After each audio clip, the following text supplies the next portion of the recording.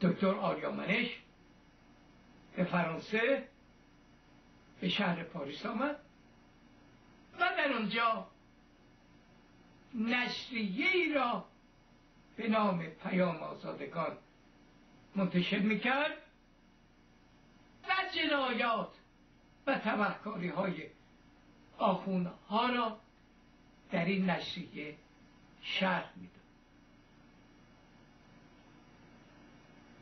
وزارت اطلاعات آدمخوار حکومت جمهوری اسلامی یک فردی رو به نام احمد جیحونی برای ترور او مأمور کرد. این فرد به کوروش آریامنش بسیار نزدیک، هر اندازه که دوستان و نزدیکان دکتر آریامنش به او گفتند که این فرد نفوذی وزارت اطلاعات هست، دکتر آریامنش به گفتار اونا توجهی نکرد. اون چنان این فرد جنایتکار نقش خودش رو در برابر دکتر آریامنش مؤثر بازی میکرد که دکتر آریامنشی که استاد جرم شناسی دانشکده حقوق بود حتی فریب او رو. سرانجام در 27 ماه مهر سال 1996 یعنی درست 18 سال پیش این احمد جیحونی با نفوذی که در دکتر آریامنش داشت یک جوانی را به خانه او آورد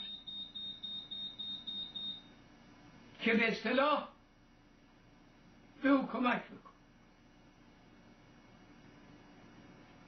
بعد از چند لحظه به دکتر آریامنش گفت من گرفتارم، باید برم، این جوان در اینجا میمونه و به تو کمک خواهد و محل دکتر آریامنش رو ترک. پس از چند لحظه اون جوان هفتیری از زیر لباس خودش خارج کرد، چند گلوله به مغز دکتر آریامنش شلیک کرد و او را کشت.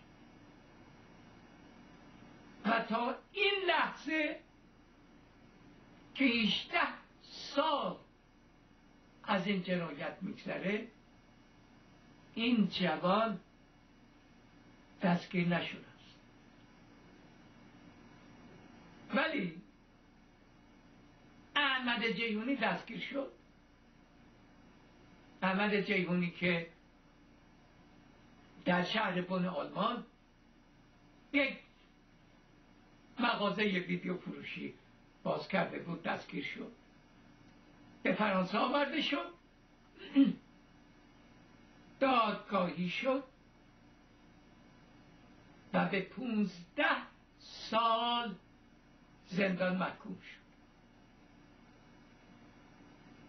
ولی در حدود 4-5 سال پیش حکومت فرانسه یعنی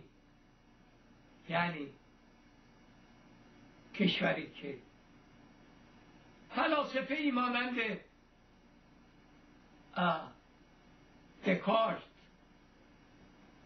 مونتسکیو، ژان ژاک روسو، ولتر و ویکتور هوگو از این کشور برخاسته‌اند، شایع کرد که احمد جیحونی در زندان درگذشته است و احمد جیحونی رو به حکومت جمهوری اسلامی تحویل داد و این فرد جنایتکار امروز داره در داخل ایران داره زندگی میکنه.